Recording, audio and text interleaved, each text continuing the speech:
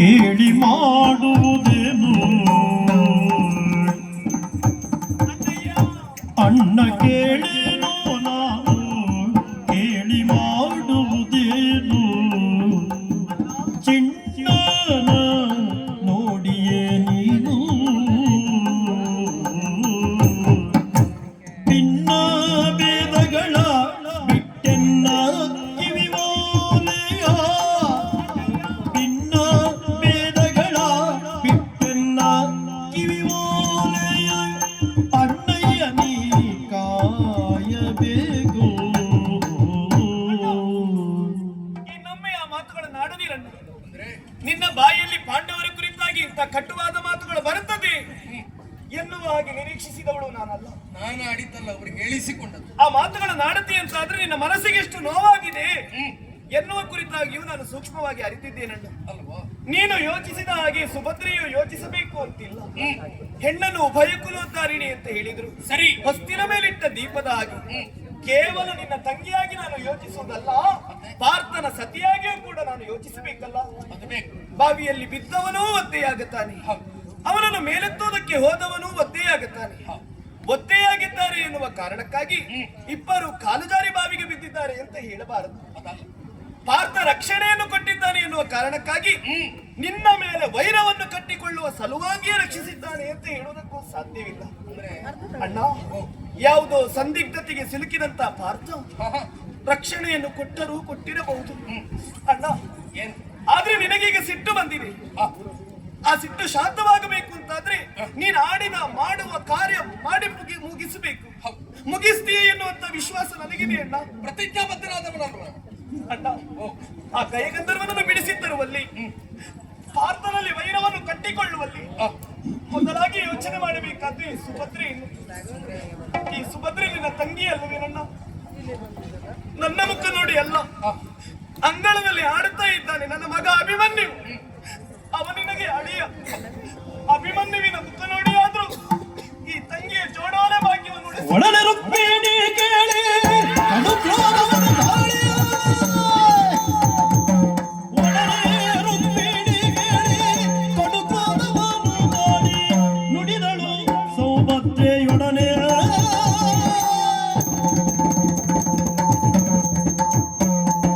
ಮಡದಿಯ 16,000 ಜೋಡೋಲೆ, ಮಡದಿಯ 16,000 ಜೋಡೋಲೆ, ಒಡವೆಯ ಅರಿಯಳತ್ತಿಗೆಯೋ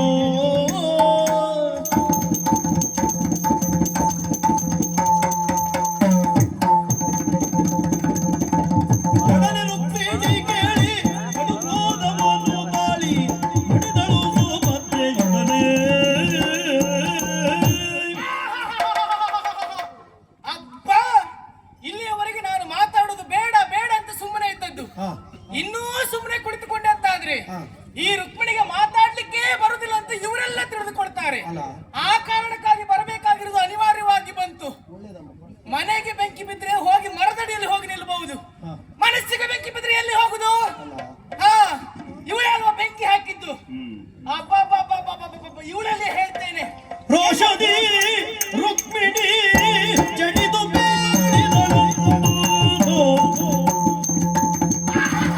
ರೋಷದಿ ರುಕ್ಮಿಣಿ ಜಡಿದು ಬೇಡಿದಳು, ದೇಶಾಧಿಪರ ಗೆಲಿದು ತಂದ,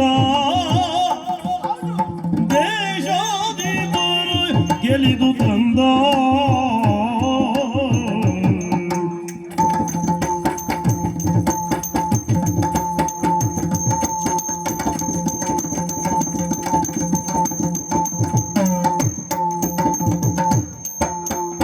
ಭೂಷಣಂಗಳ ತಂಗಿ ಬಾವಗಿಂದು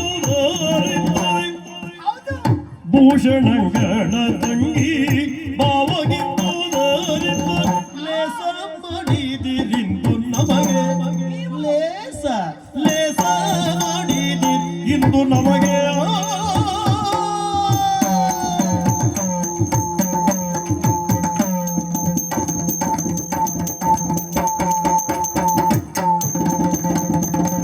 ಭೂಷಣಗಳ ತಂಗಿ ಬಾವಗಿಂದು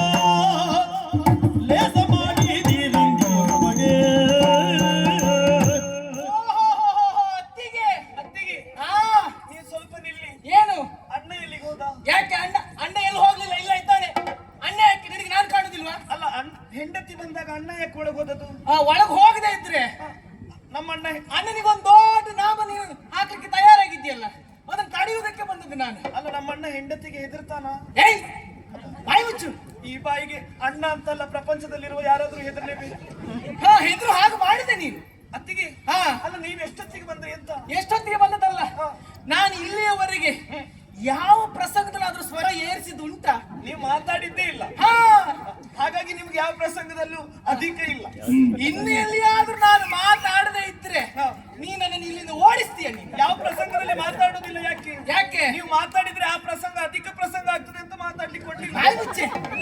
ನೀನ್ ಯಾವ್ದು ಕಲಿತಿದ್ರು ಮಾತೊಂದು ಸರಿ ಕಲ್ತಿದ್ದೀಯ. ಅದಲ್ಲದೆ ಹೋದ್ರೆ ಅಪ್ಪ ಅಣ್ಣ ತಂಗಿಯ ನಾವು ಮಾತಾಡುವಾಗ ನೀವು ಎಲ್ಲಿ ತಂದಿಷ್ಟೊತ್ತು?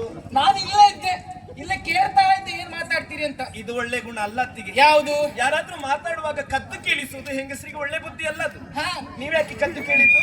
ನಾನು ಕದ್ದು ಕೇಳಿದಲ್ವೇ, ಇಲ್ಲೇ ಇದ್ದು ಕೇಳಿದ್ದು ನಾನು. ಓ, ಇಷ್ಟೊತ್ತು ಇಲ್ಲೇ ಇದ್ರ? ಇಲ್ಲೇ ಇದ್ದೆ, ನಿಮ್ಮ ಅಣ್ಣ ತಂಗಿ ಸಂಭಾಷಣೆ ಕೇಳ್ತಾ ಇದ್ದೆ. ಅಪ್ಪ ನೀನೆ ಗೊತ್ತಾಯ್ತು. ಹಾ, ಅತ್ತಿಗೆ ಕಣ್ಣೀರನ್ನು ಸುರಿಸ್ತಾ ಇದ್ದಾರೆ. ಹಾ, ಕಣ್ಣೀರನ್ನು ಒರೆಸುವುದಕ್ಕಾಗಿ ಬಂದಿ ಅತ್ತಿಗೆ? ಕಣ್ಣೀರು ಒರೆಸ್ಲಿಕ್ಕೆ ಬಂದಿದ್ದಲ್ಲ. ನೀವು ಬೊಬ್ಬೆ ಹಾಕುದು ಯಾಕೆ? ಅದಲ್ಲದೆ ಹೋದ್ರೆ ನೀನು ಕಣ್ಣೀರು ಸುರಿಸುವುದೇನು, ನಮ್ಮ ಯಜಮಾನರು ಸೆರಗಿಂದ ಅದನ್ನು ಒರೆಸುವುದೇನು? ಅದ ಹಾಗೆ ಅಣ್ಣ ತಂಗಿಯರ ಸಂಬಂಧ ಹಾಗೆ, ಅದು ಎಲ್ಲರಿಗೂ ಸಿಗುವುದಿಲ್ಲ. ಅಣ್ಣ ತಂಗಿಯರ ಸಂಬಂಧ ಜನುಮ ಜನುಮದ ಅನುಬಂಧ ಅಂತ ಹೇಳಿದ್ರು. ಅದು ಅಣ್ಣ ತಂಗಿ ಆಗಿದ್ದವರಿಗೆ, ಆ ಪ್ರೀತಿ ವಾತ್ಸಲ್ಯ ಹಂಚಿಕೊಂಡವರಿಗೆ ಮಾತ್ರ ಗೊತ್ತಿರ್ತದೆ. ಎಲ್ಲ ನನಗೆ ಗೊತ್ತುಂಟು, ಅದನ್ನೆಲ್ಲ ಕೇಳಿಯೇ ನಾನು ಇಲ್ಲಿಗೆ ಬಂದದ್ದು. ಅದಲ್ಲದೆ ಹೋದ್ರೆ ನೀನು ಹೇಳಿದ್ದೇನು, ಅಣ್ಣ ನನ್ನ ಜೋಡೋಲೆ ಭಾಗ್ಯ ಉಳಿಸಿಕೊಡು, ನಿನ್ನ ಜೋಡೋಲೆ ಭಾಗ್ಯವನ್ನು ಉಳಿಸಿಕೊಡೋದಕ್ಕೆ ನಮ್ಮನೆಯವರು ಮುಂದಾದ್ರೆ ಉಳಿದ 16,008 ಮಂದಿ ಮಡದಿಯರ ಜೋಡೋಲೆಯನ್ನ ಯಾವ ಗಾಡಿಯಲ್ಲಿ ಬಂಡಿಯಲ್ಲಿ ತುಂಬಿಸಿ ಯಾವ ಹಾಳು ಬಾವಿಗೆ ತುಂಬಿಸಬೇಕು? ನೀನು ಹೀಗೆ ಹೇಳೋದಕ್ಕೆ ಕಾರಣ ಏನಂತ ನನಗೆ ಗೊತ್ತಾಯ್ತು. ಏನು? ನಿನಗೆ ಆಭರಣದ ಹುಚ್ಚು. ಯಾಕೆ ಅಂತ ಹೇಳಿದ್ರೆ, ಈ ಹಿಂದೆ ನನ್ನವರು ಕೃಷ್ಣ ದಿನಾಶ್ವ ಯಾಗವನ್ನು ಮಾಡಿದ್ರು. ಅಶ್ವಮೇಧವನ್ನು ಕೈಗೊಂಡ ತನ್ಮೂಲಕವಾಗಿ ಬಂದಂತಹ ಸಂಪತ್ತೆಲ್ಲವನ್ನ ಇದು ನನ್ನ ತಂಗಿಗಿರ್ಲಿ, ಇದು ನನ್ನ ಭಾವನಿಗಿರ್ಲಿ ಅಂತ ಕೊಟ್ಟು ಕೊಟ್ಟು ನಿಮ್ಗೆ ಹೊಟ್ಟೆ ಕಿಚ್ಚಾಯ್ತು. ಹೊಟ್ಟೆ ಕಿಚ್ಚಾಗಿದ್ದಲ್ಲ, ಇದ್ದದ್ದು ಪೂರ್ತಿ ತಂಗಿಗೆ ಕೊಟ್ಟು ನನಗೇನಿಲ್ಲ ಅಂತ. ತಂದದ್ದು ನಮ್ಮ ಯಜಮಾನ್ರು. ಅದಕ್ಕೆ ಅದೇ ಹಾಗೆ ಮನೆಯಲ್ಲಿ ಹಾಗೆ ತಂಗಿಗೆ ಏನಾದ್ರೂ ಕೊಡುವಾಗ ಪಕ್ಕದಲ್ಲಿರುವಂತ ಹೆಂಡತಿ ಹೊಟ್ಟೆ ಕಿಚ್ಚಾಗ್ತದಂತೆ. ಅಯ್ಯೋ, ನನಗೇನು ಕೊಡುದಿಲ್ಲ, ಪೂರ್ಣ ಅವಳಿಗೆ ಆಯ್ತು, ನನಗೇನು ಸಿಗುದಿಲ್ಲ ಅಂತ. ನನಗೆ ಆದ್ರೆ ನನ್ನ ಅತ್ತಿಗೆ ಅಂತವರು ಅಂತ ಇಲ್ಲಿಯವರೆಗೆ ಎಣಿಸಿರ್ಲಿಲ್ಲ. ಈಗ ಗೊತ್ತಾಯ್ತು. ನಮ್ಮ ಯಜಮಾನ್ರು ನಿನಗೆ ಕೊಟ್ಟು ಕೊಟ್ಟು ನಿನಗೆ ಆಭರಣದ ಹುಚ್ಚು. ಅದಕ್ಕೆ ನೀನು ಹೀಗೆ ಹೇಳಿದ್ದು. ನೀನು ಭೂಷಣಗಳ ಬಯಕೆಯ? ಹೌದು. ಏನತ್ತಿಗೆ? ಭೂಷಣಗಳ ಬಯಸಿ ಬರೆದು ನಾನಿನ್ನಂತೆ, ಭೂಷಣಗಳ ಬಯಸಿ ಬರೆದು ನಾನಿನ್ನಂತೆ, ಮೋಸುರನ ಕಳುಹಿದೆ ನೇನೆ ಬರೆದು ನಾನಿನ್ನಂತೆ, ಭೂಸುರನನು ಕಳುಹಿದೆ ನೇನೆ.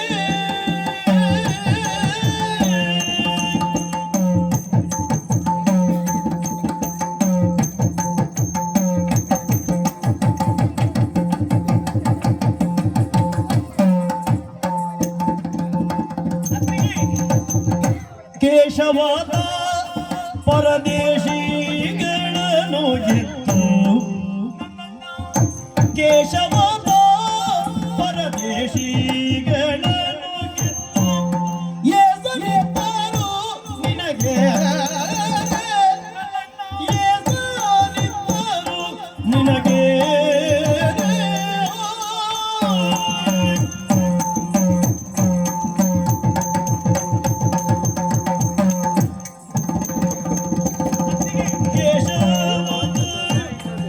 ಪರದೇಶಿಗಳನ್ನು ಎತ್ತು, ಏಸಲಿಬ್ಬರು ನಿನಗೆ,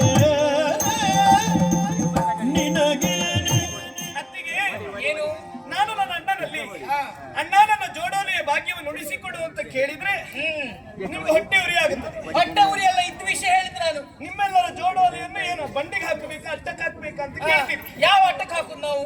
ಅತ್ತಿಗೆ, ನೀವು ಅಲ್ಲಿ ನಿಂತು ಮಾತಾಡಬೇಡಿ, ಅಣ್ಣ ಅಲ್ಲಿ ಮಾತಾಡಬೇಡಿ ಅಂತ ಹೇಳಿದ್ರೆ ಅವರು ಇಲ್ಲಿ ಬಂದು ಮಾತಾಡಬೇಕು ಎನ್ನುವ ಅರ್ಥ ಅಲ್ಲ.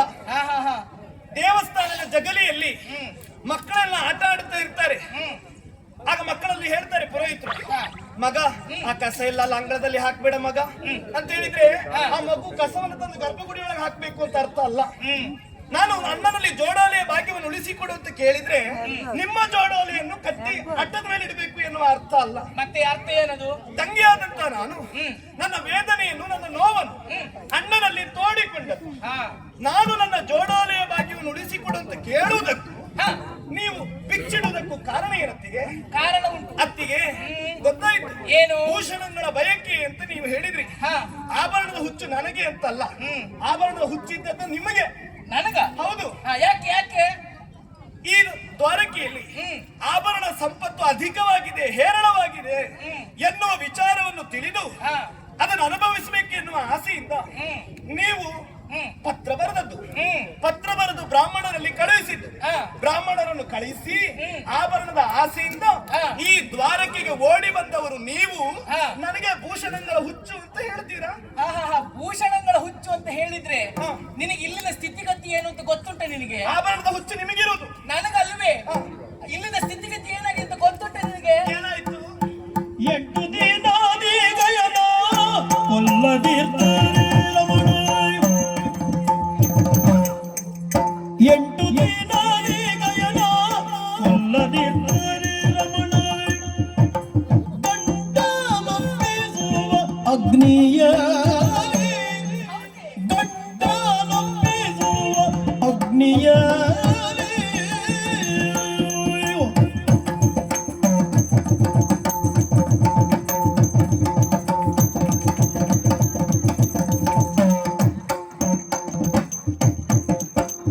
ನೆಂಟರಿಷ್ಟರು ನಮಗೆ ಉಪಕರಿಸಿದುದ, ನೆಂಟರಿಷ್ಟರು ನಮಗೆ ಉಪಕರಿಸಿದುದ. 108 ಬಾಯಲಿ ಬೇಡಲಳವೇ, 108 ಬಾಯಲಿ ಬೇಡಲಳವೇ.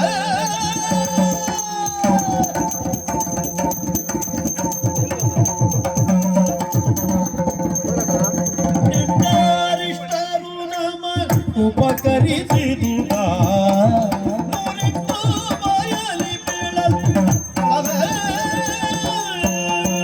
ಅದಲ್ಲದೆ ಹೋದ್ರೆ ಬಂಗಾರದ ಆಭರಣದ ಹುಚ್ಚಿರುವುದು ನಿಮಗೆ. ಹೇರಿಕೊಂಡದ್ದು ನೋಡಿದ್ರೆ ಗೊತ್ತಾಗ್ತದೆ ಎಷ್ಟು ಹುಚ್ಚುಂಟು ಅಂತ. ಇದು ಹೇರಿಕೊಂಡಿದ್ದಲ್ವೇ? ಮತ್ತೆ? ಇದು ಅಂಗ ಅಂಗಕ್ಕೆ ಬೇಕಾಗಿ ಧರಿಸಿಕೊಂಡಿದ್ದು. ಹೌದಾ? ಇದೆಲ್ಲ ಮೊದಲು ಇರ್ಲಿಲ್ವಲ್ಲ ನಿಮಗೆ? ಮದುವೆ ಆದ್ಮೇಲೆಲ್ಲ ಸಿಕ್ಕಿತ್ತಲ್ವಾ? ಹಾಗಾಗಿ ಯಾವತ್ತೂ ಇದೇ ಕೆಲಸ ನಿಮಗೆ. ಇದ್ದದ್ದು ಹಾಕೊಳ್ಳುದು, ಆ ಕಡೆ ಈ ಕಡೆ ದಸ ಬಸ ತಿರುಗುತ್ತಾ ಇರುದು. ಮತ್ತೆ ಉಳಿದವರಿಗೆ ಹೇಳ್ತೀರಾ ನೀವು? ನಾನು ಯಾರ್ಯಾರ್ದು ಹಾಕೊಳ್ಳಿಲ್ಲ. ಇದು ನನ್ನ ಗಂಡನ ಮನೆ, ನನ್ನ ಗಂಡ ಕೊಟ್ಟಿದ್ದು ಹಾಕೊಂಡಿದ್ದ. ಹಾಗೆ ಅದೇ ಹುಚ್ಚು ಅಂತ ಹೇಳಿ ನಿಮ್ಗೆ. ಆಭರಣದ ಹುಚ್ಚು ನಿಮ್ಗೆ ಇದ್ದದ್ದು, ನನಗಲ್ಲ. ನಾ ಆಭರಣದ ಹುಚ್ಚು ಅಂತ ಹೇಳಿ ಹೇಳಿದ್ದಲ್ಲ ನಿನಗೆ. ಇಲ್ಲಿ ನಮ್ಮ ಸ್ಥಿತಿಗತಿ ಏನಾಗಿದೆ ಗೊತ್ತುಂಟಾ? ಏನು? 8 ದಿನದಲ್ಲಿ ಗಯನ ಕಂಠವನ್ನು ಕತ್ತರಿಸದೇ ಇದ್ದರೆ ನನ್ನವರು ಅಗ್ನಿಗೆ ಸಮರ್ಪಣೆ ಆಗ್ತೇನೆ, ಅಗ್ನಿಯಲ್ಲಿ ತನ್ನ ಪ್ರಾಣವನ್ನು ತ್ಯಾಗ ಮಾಡ್ತೇನೆ ಎನ್ನುವುದಾಗಿ ಹೇಳಿದ್ರು. 8 ದಿನದಲ್ಲಿ ಗಯನ ಕಂಠವನ್ನು ಕತ್ತರಿಸದೇ ಇದ್ರೆ ತನ್ನ ಒಡಲನ್ನು ವಹನಿಗೆ ಅರ್ಪಿಸ್ತೇನೆ ಅಂತ ನಮ್ಮವರು ಪ್ರತಿಜ್ಞೆಯನ್ನು ಮಾಡಿದ್ರು. ಈಗ ನಿನ್ನನ್ನು ಕರೆಸಿಕೊಂಡಿದ್ದು ಯಾಕೆ? ನಾವೆಲ್ಲವರು ಗಯನ ನಿರೀಕ್ಷೆಯಲ್ಲಿ ಅಂದ್ರೆ ಗಯನ ಹುಡುಕಾಟದಲ್ಲಿ ನಾವಿದ್ದವರು. ಎಲ್ಲಿದ್ದಾನೆ ಎಲ್ಲಿದ್ದಾನೆ ಎನ್ನುವ ಹಾಗೆ. ಗಯ ಸಿಕ್ಕಿದ್ದಾನಂತೆ. ಸಿಕ್ಕಿದ್ದಾನೆ, ಬೇರೆ ಎಲ್ಲೂ ಇಲ್ಲ. ಈಗ ಇರುವುದು ಎಲ್ಲಿ? ನಿನ್ನ ಗಂಡನ ಭದ್ರ ರಕ್ಷಣೆಯಲ್ಲಿದ್ದಾನೆ. ಆ ಗಯನಿಗೆ ನನ್ನವರು ರಕ್ಷಣೆ ಕೊಟ್ಟಿದ್ದಾರೆ. ಸುಮ್ಮನೆ ನನ್ನವರು ರಕ್ಷಣೆ ಕೊಟ್ಟಿದ್ದಾರೆ. ನನ್ನ ಗಂಡ ನಿನಗೆ ಹೇಳುವುದಕ್ಕೆ ನಾಚಿಕೆ ಆಗುದಿಲ್ಲ ಅಂತ ಕೇಳುದು ನಾನು. ಇದ್ದಂತ ಹೇಳಿತು. ಅದಲ್ಲದೆ ಹೋದ್ರೆ ಇವತ್ತು ಸಂಜೆ ಆಗುದ್ರೊಳಗೆ ಗಯನ ಕಂಠವನ್ನು ಕತ್ತರಿಸದಿದ್ರೆ ನನ್ನವರು ಅಗ್ನಿ ಪ್ರವೇಶ ಮಾಡಬೇಕು ಅಂತ. ಅದ್ರಲ್ಲಿ ನಿನ್ನ ಗಂಡ ಇದ್ದಲ್ಲಿಗೆ ಹೋಗಿ ಆ ಗಯನ್ನು ಬಿಡಿಸಿ ತಂದು ಒಪ್ಪಿಸುವುದನ್ನು ಬಿಟ್ಟು ಅಣ್ಣನೆದುರಿಗೆ ಜೋಡೋಲಿ ಭಾಗ್ಯವನ್ನು ಉಳಿಸಿಕೊಡು ಎನ್ನುವುದಾಗಿ ಹೇಳ್ತೀಯಲ್ಲ. ನಾನು ನನ್ನಲ್ಲಿ ಕೇಳಿದ್ದೇನೆ, ನಿಮಗೆ ಹೊಟ್ಟೆ ಕಿಚ್ಚು? ಹೊಟ್ಟೆ ಕಿಚ್ಚು ಅಂತೇಳಿ ಅಲ್ಲ, ನೆಂಟ್ರು ಇರ್ಬೇಕು. ಯಾಕೆ? ನಮಗ ಉಪಕಾರ ಮಾಡಿದ್ದನ್ನ ನೆನಪಿಟ್ಟುಕೊಂಡು ಪ್ರತಿ ಉಪಕಾರ ಮಾಡುವಂತವರು ಇರ್ಬೇಕು. ಯಾವತ್ತೂ ನಾವು ಉಪಕಾರ ಸ್ಮರಣೆಯನ್ನು ಮರೆತವರೇ ಅಲ್ಲ. ನೀವ? ಅಯ್ಯೋ ದೇವ್ರೆ, ನೀವು ನಿಮ್ಮ ಇದೆಲ್ಲ ನನ್ನ ಅಣ್ಣನೇ ಕೊಟ್ಟದ್ದು ಈ ಸೀರೆ. ಇದನ್ನ ಯಾವತ್ತೂ ಹೇಳ್ತಾ ಇರ್ತೇನೆ. ನೀವು ಉಪಕಾರ ಸ್ಮರಣೆ ನೆನಪಿಟ್ಟುಕೊಳ್ಳುವಳಾಗಿದ್ರೆ ಹೀಗೆ ಮಾಡುದಿಲ್ಲ ಇತ್ತು ನಿಮ್ಮವರು. ಅದಲ್ಲದೆ ಹೋದ್ರೆ ಉಪಕಾರ ಮಾಡ್ಲಿಕ್ಕಾಗದೆ ಇದ್ರು ತೊಂದರೆ ಇಲ್ಲ ನಿಮಗೆ. ಉಪದ್ರವನ್ನು ಮಾಡ್ಲಿಕ್ಕೆ ಮುಂದಾಗಬೇಡಿ ನೀವು.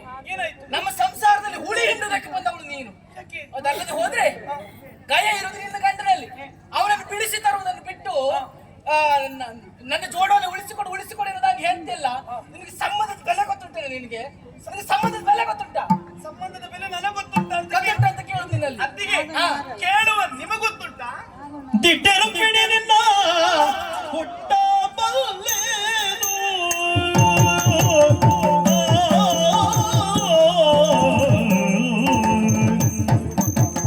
ದಿಟ್ಟೆ ರುಕ್ಮಿಣಿ ನಿನ್ನ ಹುಟ್ಟ ಬಲ್ಲೇನು ಏ ದಿಟ್ಟೆ ರುಕ್ಮಿಣಿ ನಿನ್ನ ಹುಟ್ಟ ಬಲ್ಲೇನು ಒಡ ಹುಟ್ಟಿದಣ್ಣನ ಕೈಯ ಒಡ ಹುಟ್ಟಿ ಗಣ್ಣನ ಕೈಯ ಕೊಟ್ಟಿ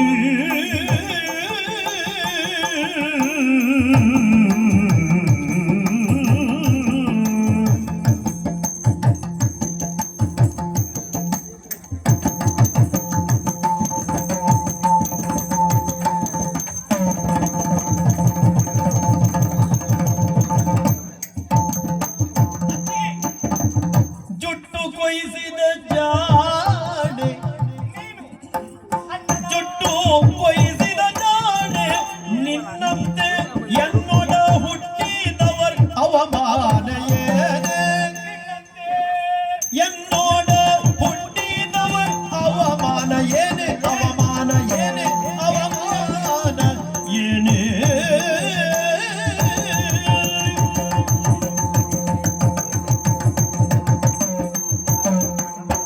ದಿಟ್ಟೆ ರುಕ್ಮಿಣಿ ನಿನ್ನ ಹುಟ್ಟ ಬಲ್ಲೆನು ಒಡ ಹುಟ್ಟಿದ ನನ್ನ ಕೈಯ ಕಟ್ಟಿ ಜುಟ್ಟು ಕೈಸಿದ ಜಾಣೆ ನಿನ್ನಂತೆ ಎನ್ನುವ ಹುಟ್ಟಿದವನ ಅವಮಾನ ಏನೇ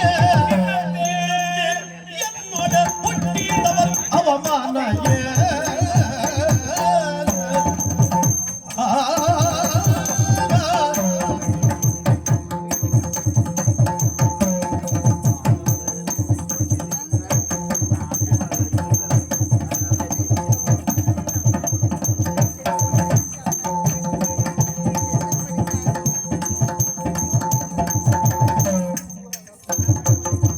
ದಿಟ್ಟೆ ರುಕ್ಮಿಣಿ ನಿನ್ನ ಹುಟ್ಟ ಬಲ್ಲೆನು ಒಡ ಹುಟ್ಟಿದಣ್ಣನ ಕೈಯ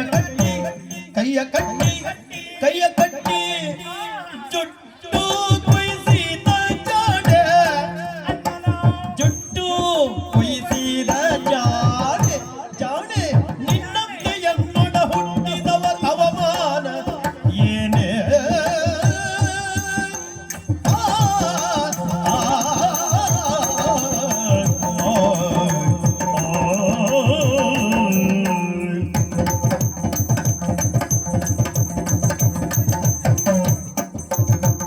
ಏನಿಟ್ಟೆ ರುಕ್ಮಿಣಿ ನಿನ್ನ ಹುಟ್ಟ ಬಲ್ಲೆನು ಒಡ ಹುಟ್ಟಿದಣ್ಣನ ಕೈಯ ಕಟ್ಟಿ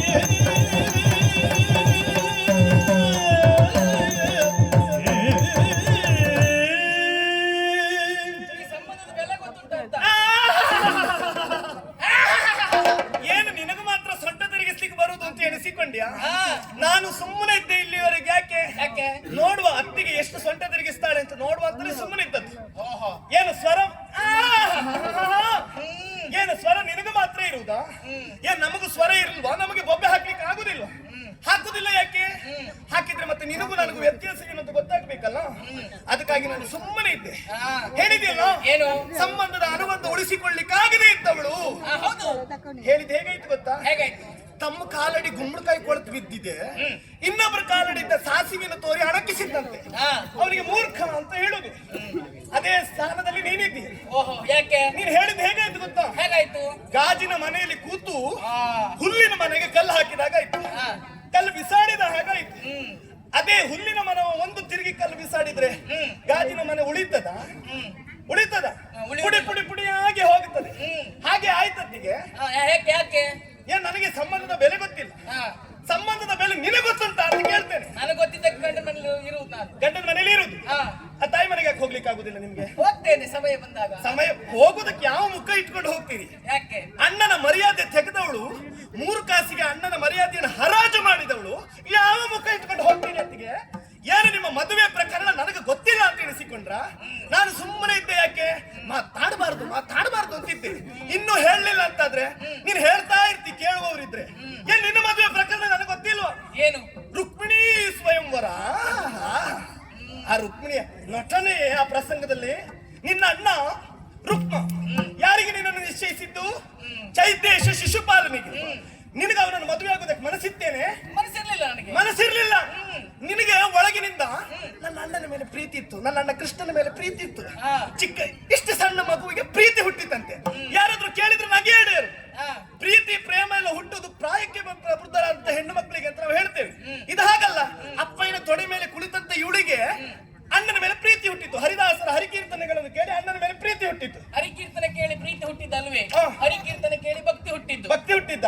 ಸಣ್ಣವಳಿರುವಾಗ ಆಮೇಲೆ ಭಕ್ತಿ ಅದು ಪ್ರೀತಿಗೆ ತಿರುಗಿತ್ತು. ಆಮೇಲೆ ಪ್ರೀತಿ ತಿರುಗಿದ್ದು. ನಿನ್ನ ಅಣ್ಣ ರುಕ್ಮ ನಿನ್ನನ್ನು ಮದುವೆ ಮಾಡಿಸಬೇಕು ಚೈತೇಶ ಶಿಶುಪಾಲನಿಗೆ ಅಂತ ನಿಶ್ಚಯಿಸಿದ. ಇವಳಿಗೆ ಮದುವೆ ಆಗ್ಲಿಕ್ಕೆ ಮನಸ್ಸಿಲ್ಲ. ಅಯ್ಯೋ, ನೀನು ಮಾಡಿದ ಕಿತಾಪತಿ ಒಂದ ಎರಡ ಹೇಳು. ಏನು? ಮನಸ್ಸಿಲ್ಲದ ನೀನು ವಯೋವೃದ್ಧ ಬ್ರಾಹ್ಮಣರನ್ನು ಕಳಿಸಿದೆಯಂತೆ. ವಯಸ್ಸಾದ ಬ್ರಾಹ್ಮಣರನ್ನು ಕರೆಸಿ ಅವರಲ್ಲಿ ಪತ್ರ ಬರೆದಿಯಂತೆ. ಕೃಷ್ಣ, ನಿನ್ನನ್ನು ಬಿಟ್ಟು ಬದುಕುವ ಶಕ್ತಿ ನನಗಿಲ್ಲ. ಸರಿಯಾದ ಸಮಯಕ್ಕೆ ನೀನು ಕಾಳಿಕಾ ಮಂದಿರಕ್ಕೆ ಬರಲಿಲ್ಲ ಅಂತಾದ್ರೆ ನಾನು ಸಾಯ್ತೇನೆ. ಈ ಪ್ರಪಂಚದಲ್ಲಿ ಹೆಣ್ಣು ಮಕ್ಕಳು ಪ್ರೇಮ ಪತ್ರ ಬರೆಯುವುದಕ್ಕೆ ಮೂಲ ಕಾರಣ ಯಾರು ಗೊತ್ತಾ? ನೀನೇ. ಪ್ರೀತಿ ಪ್ರೇಮ ಅಂತ ಹೇಳಿ ಪತ್ರವನ್ನು ಬರೆದು ಹುಡುಗನ ಹಿಂದೆ ಓಡು ಹೋಗುವ ಹಾಗೆ ದಾರಿ ತೋರಿಸಿದವಳೆಲ್ಲ ನೀನೇ. ಯಾವೆಲ್ಲ ತಂದೆ ತಾಯಿಗಳು ತನ್ನ ಮಗಳು ಹಾಳಾದ್ದು ಅಂತ ಹೇಳಿದ್ರೆ ಮಗಳಿಗೆ ಬೈಯುವುದಲ್ಲ, ಅವರಿಗೆ ದಾರಿ ತೋರಿಸಿಕೊಟ್ಟ ಈ ರುಕ್ಮಿಣಿ ದೇವಿ ಮಂಗಳಾರತಿ ಎತ್ತಬೇಕು. ಅದು ಬ್ರಾಹ್ಮಣರನ್ನು ಕರೆಸಿ ಹೇಳಿದ್ದು. ಕೇಳು ಭೂಮಿ ದೇವ ನಾನು ಕೇಳುವ ಮಾತನ್ನು, ನೀಲವರ್ಣ ಶತ್ರು ಎನ್ನುತ್ತಾ ಅಣ್ಣ ರುಕ್ಮನು. ಆಹಾ, ಏನು ವಯ್ಯಾರ ಬ್ರಾಹ್ಮಣರಲ್ಲಿ. ಇವಳಿಗೆ ಸೊಂಟ ತಿರುಗುದು ಈಗಲ್ಲ, ಮೊದಲಿಂದ ಸೊಂಟ ತಿರುಗುತ್ತಾ ಇತ್ತು. ಹೋಗಿ ಹೋಗಿ ವಯಸ್ಸಾದ ಬ್ರಾಹ್ಮಣರನ್ನು ನಿಲ್ಲಿಸಿ, ಬ್ರಾಹ್ಮಣರೇ ಈ ಪತ್ರವನ್ನು ಕೃಷ್ಣನಿಗೆ ಮುಟ್ಟಿಸಿ ಅಂತ ಹೇಳಿದಂತೆ. ಆದ್ರೆ ಇನ್ನು ಹಾಗೆ ಹೀಗೆಲ್ಲ ತಿರುಗಿಸ್ಲಿಲ್ಲ ನಾನು, ಗೊತ್ತಾಯ್ತಾ? ನೀ ಸ್ವಲ್ಪ ಹೆಚ್ಚು ತಿರುಗಿಸಿದ್ವಿ ಬಹುಶಃ. ಹೇಗ್ ಬೇಕು ಹಾಗೆ ತಿರುಗಿಸಿದ್ದೆ. ಹಾಗೆ ಮದುವೆ ಆಗಿ ಮಗು ಆದ್ಮೇಲೆ ಸೊಂಟ ಅಷ್ಟು ತಿರುಗುದಿಲ್ಲ. ನಿನ್ಗೊಂದು ಮಗು ಆಗ್ಲಿ ಎಷ್ಟು ತಿರುಗಿಸ್ತೀಯ ಅಂತ ನಾನು ಹೇಳ್ತೇನೆ. ಮತ್ತೆ ನೀನು ಈ ವಿಚಾರ ಅಣ್ಣನಿಗೆ ಗೊತ್ತಾಯ್ತು. ರುಕ್ಮಿಣಿ ಇಲ್ಲ ಎಲ್ಲಿಗೆ ಹೋಗ್ತು ಅಂತ ಯೋಚನೆ ಮಾಡುವಾಗ ಮದುವೆಯಾಗಿ ಬರುತ್ತಿರುವಂತ ನಿಮ್ಮನ್ನು ಅಣ್ಣ ತಡೆದನಂತೆ ರುಕ್ಮ. ಹೌದು. ತಡೆದಲ್ಲಿಗೆ ನೀನ್ ಏನ್ ಮಾಡಿದ್ದು? ಏನು? ಚಕ್ರವನ್ನು ಹಿಡಿದು ನನ್ನ ಅಣ್ಣ ಕೊಲ್ಲುವ ಹೊತ್ತಿಗೆ ಅಷ್ಟೊತ್ತಿಗೆ ನಾನು ತಡೆದು ಅಣ್ಣನ ಜೀವ ಉಳಿಸಿದ್ದೇನೆ. ಕೊಲ್ಲುತ್ತೇನೆ ನನ್ನ ಅಣ್ಣ ಕೃಷ್ಣ ಅಂತ ಹೇಳಿದ ರುಕ್ಮನನ್ನು. ಅಯ್ಯೋ ಈಗ ಓಡ್ಬಂದೆ. ಹೀಗೆ ಓಡ್ಬರ್ಲಿಲ್ಲ ನಾನು. ಅಷ್ಟೊತ್ತಿಗೆ ಅಷ್ಟೊತ್ತಿಗೆ ಹೇಳ್ಬೇಕು ಹಾಗೆ ಬಂದಿದ್ದೇನೆ. ಅಣ್ಣನ ಮೇಲೆ ಭಕ್ತಿ ಮೊದಲು ಹುಟ್ಲಿಲ್ಲ ಇವಳಿಗೆ. ಕೃಷ್ಣನ ಜೊತೆ ಓಡಿ ಹೋಗುವಾಗ ಇವಳು ಅಣ್ಣನ ಮೇಲೆ ಭಕ್ತಿ ಹುಟ್ಟಲಿಲ್ಲ. ಕೃಷ್ಣ ಚಕ್ರವನ್ನು ಹಿಡಿದು ಕಡಿತೇನೆ ಅಂತ ಹೇಳುವಾಗ ಹಾಗೆ ಇವಳಿಗೆ ಅಣ್ಣ ಅಂತ ಗೊತ್ತಾಯ್ತು. ಕಾಲಿಗೆ ಬಿದ್ದು ಅವನನ್ನು ಕೊಲ್ಲುವುದು ಬೇಡ, ಶಿಕ್ಷೆ ಎನ್ನುವಂಥದ್ದು ಶಿಕ್ಷಣದ ಹಾಗಿರ್ಬೇಕು, ಅದಕ್ಕೆ ಪರ್ಯಾಯವಾಗಿ ಬೇರೆ ವ್ಯವಸ್ಥೆ ಶಿಕ್ಷೆ ಕೊಡಿ ಅಂತ ಹೇಳಿದೆ. ಮತ್ತೆ ಏನು ಮಾಡುದು ಅಂತ ಹೇಳಿದಾಗ ನೀನೇ ಉಪಾಯ ಕೊಟ್ಟದ್ದು. ಅವನು ಮರ್ಯಾದೆ ಹೋಗ್ಬೇಕು ಅಂತಾದ್ರೆ ಅವನ ತಲೆ ಅರ್ಧ ಬೋಳಿಸಿ ಅಂತ ಹೇಳಿದ್ದಂತೆ. ಯಾವ ತಂಗಿಯಾದ್ರೂ ಅಣ್ಣನ ತಲೆ ಬೋಳಿಸ್ತಾರ? ಇವಳು ಮಾಡಿದ್ದು ಮತ್ತು ಉಪದ್ರವೇ. ಇವಳೊಂದು ಅಣ್ಣನ ಅರ್ಧ ತಲೆ ಬೋಳಿಸಿದ್ದು. ಇನ್ನಿನ್ನು ಹುಡುಗರೆಲ್ಲ ನೋಡ್ಬೇಕು, ಇಲ್ಲೊಂದು ಗೆರೆ ಇಲ್ಲಿಷ್ಟು ತೆಗೆಯುವುದು ಅದೆಲ್ಲ ದಾರಿ ತೋರಿಸಿ ಕೊಟ್ಟದ್ದು ಯಾರು? ಈ ರುಕ್ಮಿಣೀ ದೇವಿ. ಕೂದಲು ತೆಗೆದ್ರೆ ಮತ್ತೆ ಕೂದಲು ಬರ್ತದೆ, ಅದೇ ತಲೆ ತೆಗೆದು ತಲೆ ಬರುವುದಿಲ್ಲ. ಹಾಗಲ್ಲ, ಕೂದಲು ತೆಗೆದ್ರೆ ಮರ್ಯಾದೆ ತೆಗೆದ ಹಾಗೆ. ಅವ ಮರ್ಯಾದೆ, ಅಯ್ಯೋ ನನಗಿನ್ನು ಬದುಕುವುದಕ್ಕೆ ಸಾಧ್ಯ ಇಲ್ಲ, ಈ ಮುಖವನ್ನು ಹೊತ್ತು ಹೇಗೆ ನಾನು ಅಧಿಕಾರವನ್ನು ನಡೆಸುವುದು ಎನ್ನುವ ಕಾರಣಕ್ಕಾಗಿ ಆ ಕುಂಡಿನಾಪುರವನ್ನೇ ಬಿಟ್ಟು ಭೋಜ ಕಟಕದಲ್ಲಿದ್ದಾನೆ. ಯಾವ ಮುಖ ಹೊತ್ತುಕೊಂಡು ನಿನ್ನ ತವರಿಗೆ ಹೋಗ್ತೇನೆ, ನೀನು ನನಗೆ ಹೇಳುದ? ಇಷ್ಟೆಲ್ಲ ಹೇಳ್ತೀಯಲ್ಲ, ನಿನ್ನ ಹಣ ಬರ ನನಗೆ ಗೊತ್ತಿಲ್ವಾ? ನಿನ್ನ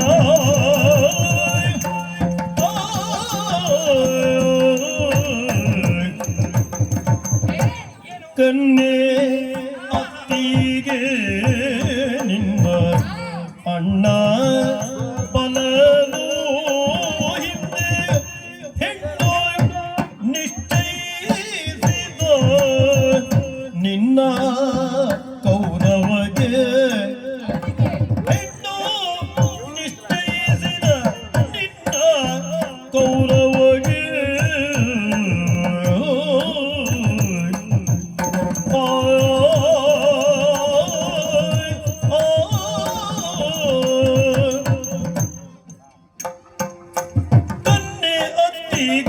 ನಿನ್ನ ಅಣ್ಣ ಬಲನು ಹಿಂದೆ ಹೆಣ್ಣು ನಿಶ್ಚಯಿಸಿದ ನಿನ್ನ ಕೌರವಗೆ ಹೆಣ್ಣು ನಿಶ್ಚಯಿಸಿದ ನಿನ್ನ ಕೌರವಗೆ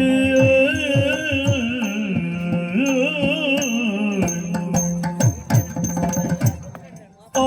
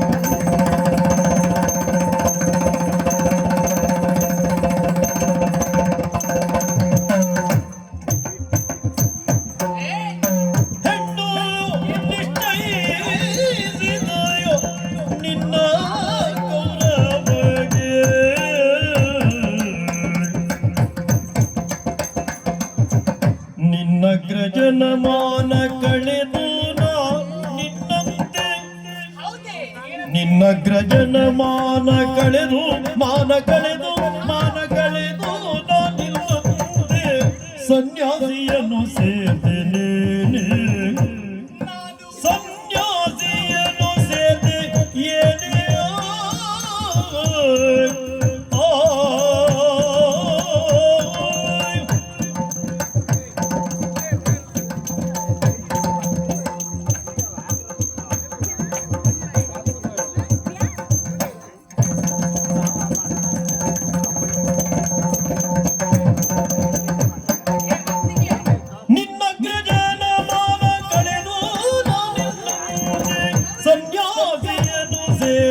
ಏನೇ ಸನ್ಯಾಸಿಯನ್ನು ಸೇರ್ದೆಯೇನೆ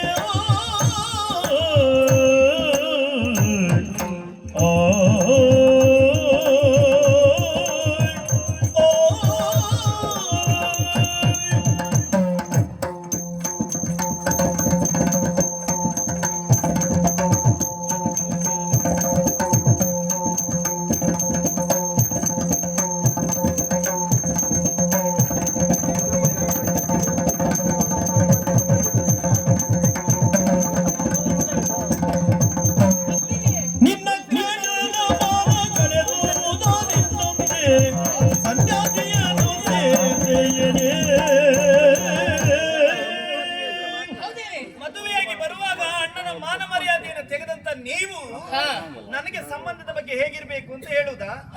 ಹೇಳಿದ ಹೇಗಾಯ್ತು ಗೊತ್ತಾ? ಹೇಗಾಯ್ತು? 10 ಮಕ್ಕಳನ್ನು ಹೆತ್ತಂತ ಹೆಂಗಸು ಕಡು ಬಂಜೆಗೆ ಹೋಗಿ ಪ್ರಸವ ವೇದನೆ ಬಗ್ಗೆ ಪಾಠ ಮಾಡಿದಾಗ ಆಯ್ತು. ಕಡು ಬಂಜೆ 10 ಮಕ್ಕಳನ್ನು ಹೆತ್ತಂತ ಹೆಂಗಸಿಗೆ ಪಾಠ ಮಾಡಿದಾಗ ಆಯ್ತು.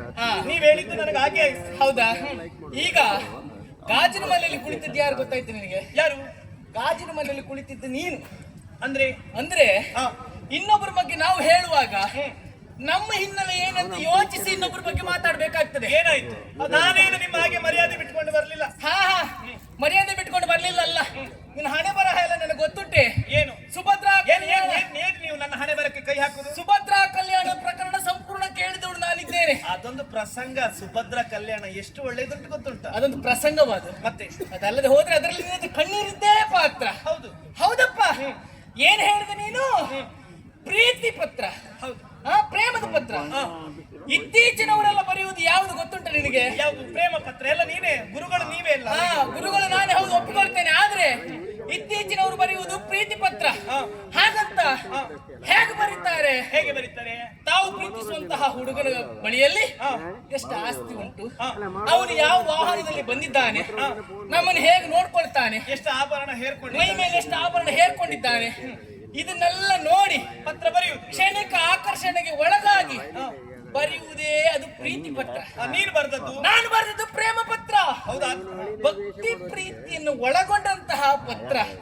ಹಾಗಾಗಿ ಪತ್ರ ಬರೆಯುವುದಕ್ಕೆ ಗುರು ನೀವೇ ಅಲ್ಲ? ಅದು ನಾನೇ ಪ್ರಥಮ, ನಾನೇ ಕೊನೆ. ಹಾಗಾಗಿ ನನ್ನವರು ಎಲ್ಲಿದ್ದರೂ ಅಲ್ಲಿಗೆ ನಾನು ಅವರನ್ನು ಕರೆಸಿಕೊಂಡದ್ದು. ಏನು? ನನ್ನವರನ್ನು ನಾನು ಇದರಲ್ಲಿ ಕರೆಸಿಕೊಂಡದ್ದು. ನೀವು ಹಾಗೆ ಗಂಡನನ್ನು ಕರೆಸಿ ಮೊದಲೇ ಮದುವೆ ಆದ್ಮೇಲೆ ಗಂಡನನ್ನು ಹೆಂಡತಿ ಕೈಗೊಂಬೆಯಾಗಿಸ್ತಾರೆ ಅಂತ ಕೇಳಿದ್ದೇವೆ. ನೀವು ಹಾಗಲ್ಲ, ಮದುವೆ ಆಗುವ ಮೊದಲೇ ಗಂಡನನ್ನು ಕೈಗೊಂಬೆಯಾಗಿಸಿದ್ದು, ಕರೆಸಿಕೊಂಡದ್ದು ನಿಮ್ಮ ಬಳಿಗೆ. ನನ್ನ ವಿಚಾರ ಹೇಳ್ತೀಯಲ್ಲ, ಯಾವ ಬಾಯಲ್ಲಿ ಹೇಳ್ತೀಯ ಅಂತ ಕೇಳುದು ನಾನು. ಏನು? ಅದಲ್ಲದೆ ಹೋದ್ರೆ ನಿನ್ನ ಅಣ್ಣ ನಿಶ್ಚಯಿಸಿದ್ದು ಯಾರಿಗೆ? ಯಾರಿಗೆ? ಗುರುಕುಲದ ಕೌರವನಿಗೆ. ಕೌರವನಿಗೆ ಅಲ್ವಾ? ಆದ್ರೆ ನೀನ್ ಮಾಡಿದ್ದೇನು? ಆ ಗಡ್ಡ ಬಿಟ್ಟವ, ಗುಡ್ಡ ಹತ್ತಿದವ, ಆ ಸನ್ಯಾಸಿಯ ಜೊತೆಯಲ್ಲಿ ಓಡಿ ಹೋದವಳು ನೀನಲ್ವೇನೆ? ನಾನು ಓಡಿ ಹೋಗ್ಲಿಲ್ಲ ಅತ್ತಿಗೆ, ನಾನು ನಡ್ಕೊಂಡೇ ಹೋದದ್ದು. ನಡ್ಕೊಂಡು ಹೋಗಿದ್ಯಾ, ಓಡಿ ಹೋಗಿದ್ಯಾ, ಅನ್ನ ಅಟ್ಟಿಸ್ಕೊಂಡು ಬಂದಿದ್ದಾನೆ, ಎಲ್ಲ ಗೊತ್ತುಂಟು ನನಗೆ. ಏನು? ಅದಲ್ಲದೆ ಹೋದ್ರೆ ಸನ್ಯಾಸಿಯ ಜೊತೆ ಸನ್ಯಾಸಿ ನಿಮ್ಮ ಪುರಕ್ಕೆ ಬಂದಾಗ ಸೇವೆಗೆ ಯಾರು ಬೇಕೆನ್ನುವುದಾಗಿ ನಿಮ್ಮ ಅಣ್ಣ ಕೇಳಿದಾಗ ಅವನು ಹೇಳಿದ್ದಂತೆ, ನಿನ್ನ ಶ್ರೇಯೋಭಿವೃದ್ಧಿಯನ್ನು ಬಯಸುವವರನ್ನ ನನ್ನ ಸೇವೆಗೆ ಕಳುಹಿಸು ಎನ್ನುವ ಹಾಗೆ. ಬಲಭದ್ರ ಅಲ್ವಾ? ಆವಾಗ ನಿನ್ನ ಅಣ್ಣ ಕರೆದು ಎತ್ತಿಗಳು ಬಂದಿದ್ದಾರೆ, ಸೇವೆಗೆ ಹೋಗುವಂತ ನಿನ್ನಲ್ಲಿ ಹೇಳಿದಾಗ ನೀನು ಹೇಳಿದ್ದೇನು? ಚಿನ್ನ ಯೌವನೆಯರಿಗೆ ಪರಪುರುಷರ ಸೇವೆ ತರವೇ ಮಾಡಿ ನೋಡ್ಬೇಕಾವತ್ತು. ಪ್ರತಿನಿತ್ಯ ಹೀಗೆ ಎದ್ದು ಓಡಬೇಕು. ಪ್ರತಿನಿತ್ಯ ಎದ್ದು ಓಡುದಲ್ವೇ? ನೀನ್ ಮಾಡಿದ್ದನ್ನು ನಾನು ಮಾಡಿ ತೋರಿಸಿದ್ದು. ನೀವು ಮಾಡುದು ನೋಡಿದ್ರೆ ಮೈ ಮೇಲೆ ಹುಳ ಹರಿದಾಗ ನೀನು ಅವತ್ತು ಹಾಗೆ ಮಾಡಿದ್ದು. ನಾನು ಅಷ್ಟು ಸೊಂಟ ತಿರುಗಿಸ್ಲಿಲ್ಲ. ಪ್ರಾಯಪ್ರಬುದ್ಧರಾದಂತಹ ನನಗೆ ಪರಪುರುಷರ ಸೇವೆ ಮಾಡುದು ಸರಿಯಾ ಅಣ್ಣ ಅಂತ ಅಣ್ಣನ ಎದುರಿಗೆ ಕೇಳುದು ಹಾಗೆ ನಾನು. ನೀವಾದ್ರೂ ಹಾಗೆ ಪ್ರಾಯ ಸರಿಯಲ್ಲ. ಹಾಗಾದ್ರೆ ನಿನ್ನ ಅಣ್ಣ ನಿನ್ನನ್ನು ಕೌರವನಿಗೆ ನಿಶ್ಚಯಿಸಿರುವಾಗ ನಿಮ್ಮ ಊರಿಗೆ ಬಂದಂತಹ ಆ ಮುನಿ ಜೊತೆ ಓಡಿ ಹೋಗ್ತಿಯಲ್ಲ, ಮರ್ಯಾದೆ ಸತ್ತವಳೆ ನೀನ್ ನನಗೆ ಹೇಳುದಾ? ಅದಕ್ಕೆ ಇಲ್ಲಿ ಬನ್ನಿ, ಹಾ. ಅದಕ್ಕೆ ಹೇಳುದು ಹಾ. ಪ್ರಸಂಗ ನಾವು ಒಮ್ಮೆ ಒಂದೇ ಸರಿಯಾಗಿ ಓದಬೇಕು, ಹಾ. ಇಲ್ಲ ಪ್ರಸಂಗ ಸರಿಯಾಗಿ ಒಮ್ಮೆ ನೋಡ್ಬೇಕು. ಏನ್ ಪ್ರಸಂಗ ಹೇಳಿದ್ರೆ ಏನ್ ತಪ್ಪಾಯ್ತು? ಅರ್ಧಂಬರ್ಧ ಓದಿದ್ರೆ ಹೀಗೆ ಅದ್ರ ಬುಡವೂ ಗೊತ್ತಿರುವುದಿಲ್ಲ, ತಲೆಯೂ ಗೊತ್ತಿರುವುದಿಲ್ಲ, ಬಾಯಿಗೆ ಬಂದಾಗೆ ಮಾತಾಡ್ತಾ ಇರುವುದು, ನೋಡಿದ್ದೆ ಸತ್ಯ ಅಂತ ವಾದಿಸುವುದು. ತಪ್ಪು ಏನಂತ ಬೇಕಲ್ಲ. ಈ ವಾದ ವಿಮರ್ಶೆ ಮಾಡುವಾಗ ನಾವು ಯೋಚನೆ ಮಾಡ್ಬೇಕಾದ್ದೇನು? ಏನು? ಆದಿಯಿಂದ ಅಂತ್ಯದವರೆಗೆ ನೋಡಿ ಹಾ. ಅದರಲ್ಲಿ ಏನು ಸತ್ಯ ಉಂಟು ಏನು ಸತ್ವ ಉಂಟು ಅಂತ ತಿಳಿದೇ ನಾವು ವಿಮರ್ಶೆ ಮಾಡ್ಬೇಕು. ಹಾ.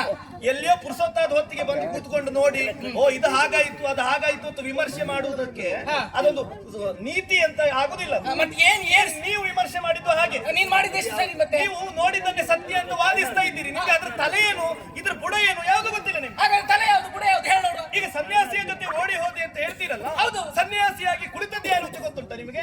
ಯಾರು? ಸನ್ಯಾಸಿ ಆಗುವುದಕ್ಕೆ ಕಾರಣ ಯಾರು ಅಂತ ಗೊತ್ತುಂಟ ನಿಮಗೆ? ಯಾರು? ಸನ್ಯಾಸಿ ಆಗುವುದಕ್ಕೆ ನಿರ್ದೇಶನ ಯಾರದ್ದು ಅಂತ ಗೊತ್ತುಂಟ ನಿಮಗೆ? ಯಾರು? ಅದು ಗೊತ್ತಿಲ್ಲ ನಿಮ್ಗೆ. ಹಾ.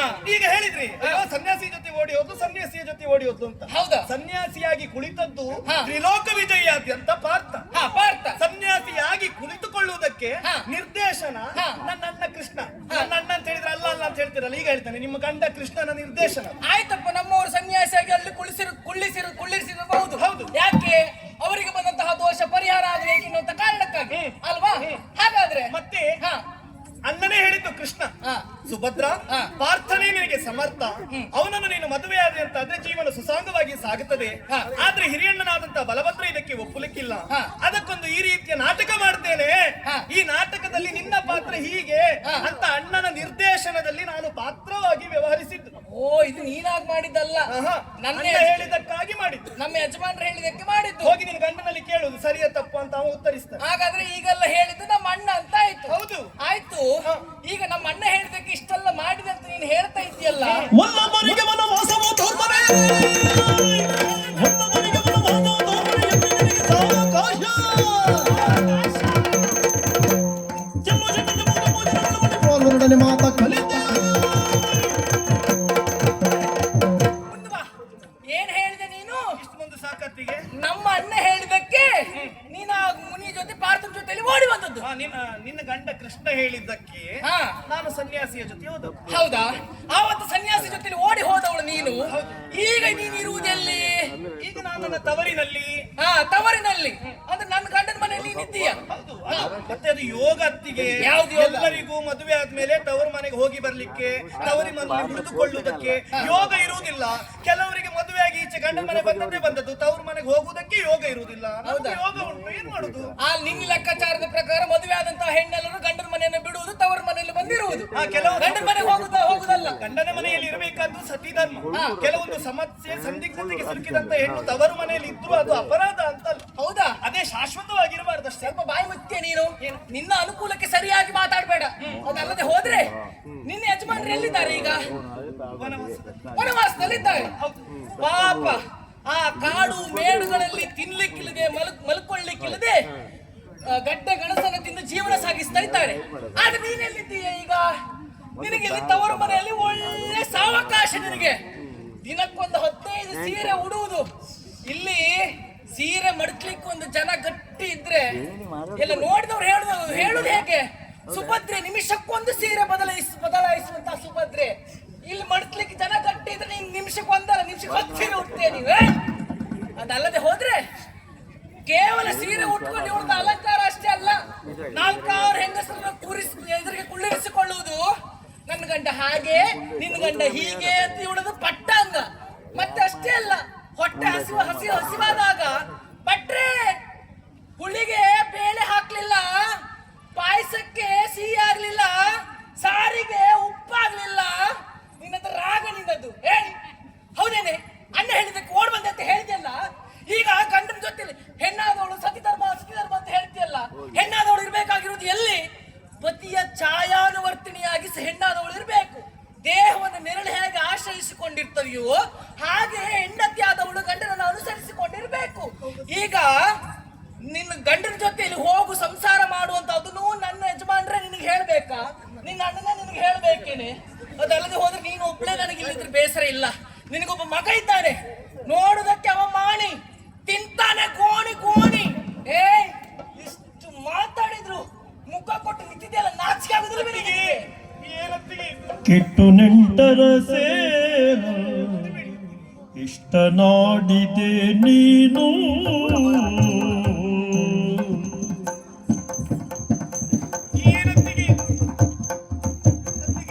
ಕೆಟ್ಟು ನೆಂಟರ ಸೇರ ಇಷ್ಟ ನಾಡಿದೆ ನೀನು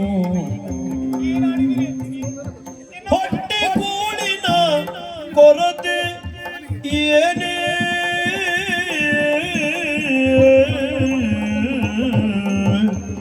ಹೊಟ್ಟೆ ಕೂಳಿನ ಕೊರತೆ ಏನೇ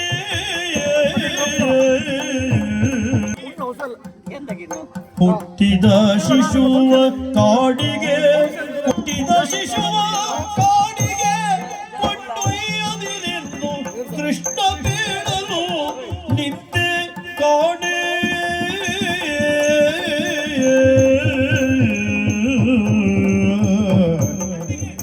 ಹುಟ್ಟಿದ ಶಿಶುವ ಕಾಡಿಗೆ ಕೊಂಡೊಯ್ಯದಿರೆಂದು ಕೃಷ್ಣ ಬೇಡಲು ನಿಂತೆ ಕಾಣೆ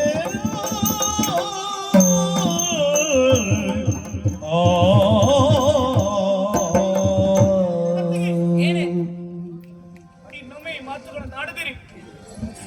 ಏನು ಅತ್ತಿಗೆ ಸರಸಕ್ಕಾಗಿ ಮಾತನಾಡುತ್ತಾ ಇದ್ದಾರೆ ಎನ್ನುವ ಕಾರಣಕ್ಕಾಗಿ ನಿಮ್ಮ ಸ್ವರಕ್ಕೆ ನಾನು ಧ್ವನಿಗೂಡಿಸಿದೆ. ಆದರೆ ನಿಜವಾಗಿಯೂ ನಿಮಗೆ ಎಷ್ಟು ಸಿಟ್ಟು ಬರುತ್ತದೆ ಅಂತ ನಾನು ಗ್ರಹಿಸಿರಲಿಲ್ಲ. ಅತ್ತಿಗೆ ಏನು ಹೊಟ್ಟೆ ಕೂಳಿಗೆ ಗತಿ ಇಲ್ಲದೆ ನಾನು ಹಾಗೂ ಮಗ ಅಭಿಮನ್ಯು ಈ ತವರಿನಲ್ಲಿ ಉಳಿದುಕೊಂಡಿದ್ದೇವೆ ಅಂತ ಗ್ರಹಿಸಿದ್ರೆ ನತ್ತಿಗೆ ಹಂಗಿನ ಅರಮನೆಗಿಂತ ಇಂಗಣದ ಗುಡಿ ಲೇಸು. ಇದು ನನಗೆ ಅರಿವಿದೆ ಅತ್ತಿಗೆ. ಮದುವೆಯಾದ ಮೇಲೆ ಅಣ್ಣ ನಮ್ಮವನಾಗಿರ್ತಾನೆ, ಅತ್ತಿಗೆ ನಮ್ಮವಳಲ್ಲ. ಅದು ಉಳಿದ ಮನೆಯಲ್ಲಿ ಅಂತ ನಾನು ತಿಳಿದುಕೊಂಡಿದ್ದೆ. ಆದ್ರೆ ನಮ್ಮ ಮನೆಯಲ್ಲೂ ಹಾಗೆ ಅಂತ ನಾನು ಗೊತ್ತಿರಲಿಲ್ಲ ಅತ್ತಿಗೆ, ಕ್ಷಮಿಸಬೇಕು. ನೋಡಿ, ಮದುವೆಯಾದ ಬಳಿಕ ಸತಿಯಾದವಳು ಪತಿಯನ್ನು ಓಲೈಸಿಕೊಂಡೇ ಇರಬೇಕು, ಪತಿಯ ಛಾಯಾನುವರ್ತಿನಿಯಾಗಿ ವ್ಯವಹರಿಸಬೇಕು. ಇದು ನನಗೆ ಅರಿವಿದೆ. ವನವಾಸಕ್ಕೆ ಹೊರಟು ನಿಂತಾಗ ನಾನು ಪತಿಯನ್ನೊಡಗೂಡಿಕೊಂಡೆ ವನವಾಸಕ್ಕೆ ಹೋದೆ. ಆಗ ನನ್ನಣ್ಣ ಕೃಷ್ಣನಾಡಿದಂತ ಮಾತು, ಸುಭದ್ರ, ನೀನೇಗೋ ಕಾಡಿನಲ್ಲಿ ಇರಬಹುದಮ್ಮ, ಬದುಕಬಹುದು, ಕಷ್ಟಗಳನ್ನು ಅನುಭವಿಸಬಹುದು.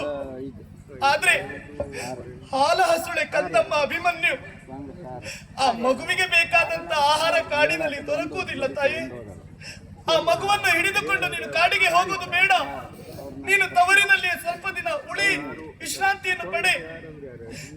ಎದ್ದಾಡಿದ ಎನ್ನುವ ಒಂದೇ ಒಂದು ಕಾರಣಕ್ಕಾಗಿ ತವರಿನಲ್ಲಿದ್ದೇನೆ ವಿನಃ ಈ ತವರಿನ ವೈಭೋಗವನ್ನು ಅನುಭವಿಸಬೇಕೆನ್ನುವ ಆಸೆಯಿಂದಲ್ಲ ಅತ್ತಿಗೆ. ಯಾಕತ್ತಿಗೆ ಇಷ್ಟು ಕಟುವಾಗಿ ಮಾತನಾಡುತ್ತೀರಿ? ನನ್ನ ಮಾತುಗಳಿಂದ ನಿಮಗೆ ಸಿಟ್ಟು ಬಂದಿದ್ದಿದ್ರೆ ನನ್ನನ್ನು ಕ್ಷಮಿಸಿ. ಬಾಯಿಗೆ ಬಂದ ಹಾಗೆ ನಿಂದಿಸಿ ನಾನು ಅದನ್ನು ಸಹಿಸಿಕೊಳ್ತೇನೆ. ಆದರೆ ಮಗನಾದ ಅಭಿಮನ್ಯುವನ್ನು ನಿಂದಿಸಬೇಡಿ ಅತ್ತಿಗೆ. ಆ ಮಗುವಿಗೆ ಏನು ಗೊತ್ತು? ಅದು ಮೊಸಳೆ ಕಣ್ಣೀರು. ಮಾನ ಬಿಟ್ಟವಳು ಮರ್ಯಾದೆ ಸತ್ತವಳು. ಇನ್ನೊಬ್ಬರಿಗೆ ಹೇಳುವ ಮೊದಲು ಯೋಚನೆ ಮಾಡಬೇಕು ನಮ್ಮ ಪರಿಸ್ಥಿತಿ ಹೇಗೆ. ಗೋಳಿ